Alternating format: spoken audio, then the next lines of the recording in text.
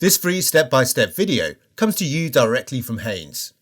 You can complete more than 200 jobs on this vehicle when you purchase the complete Haynes online manual at haynes.com.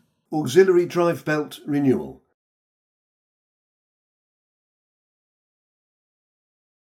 Pull the bonnet release handle in the driver's footwell, push the safety catch to one side, then fully open the bonnet and support it with the bonnet prop. You need to remove the battery and its tray before you can access the auxiliary drive belt.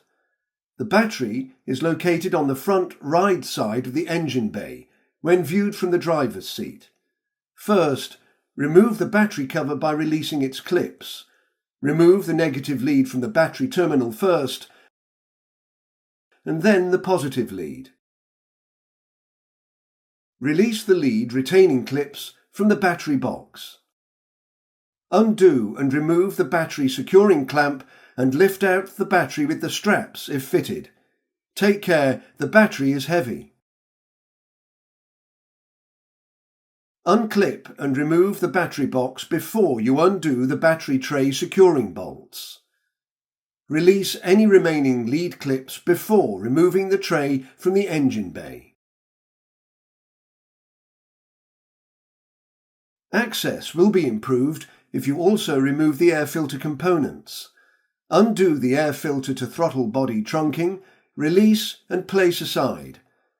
Disconnect the wiring from the air filter housing, remove the filter housing securing nuts, pull the filter housing off the grommet and remove it from the engine bay.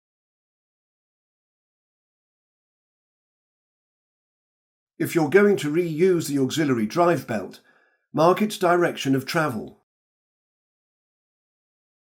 Using a suitable spanner, rotate the drive belt tensioner clockwise to relieve the tension on the belt, then slip the belt from the pulleys.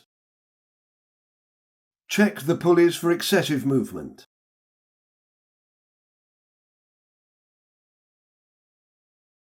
Fit the new belt to the various pulleys,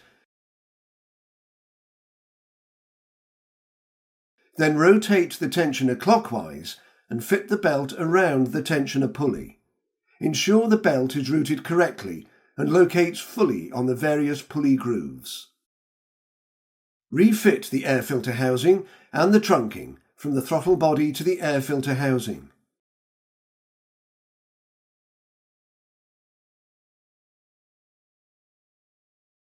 Reinstall the battery tray,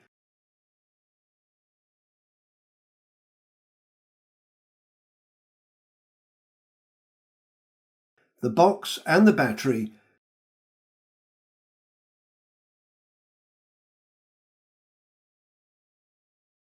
and reconnect the positive lead first and the negative lead last. Refit the cover. For vehicles with dynamic stability control, DSC, if the negative battery lead is disconnected, the stored initial position of the steering angle sensor will be cleared and the DSC will not operate properly, making the vehicle unsafe to drive. Perform the steering angle sensor initialization procedure after connecting the negative battery cable.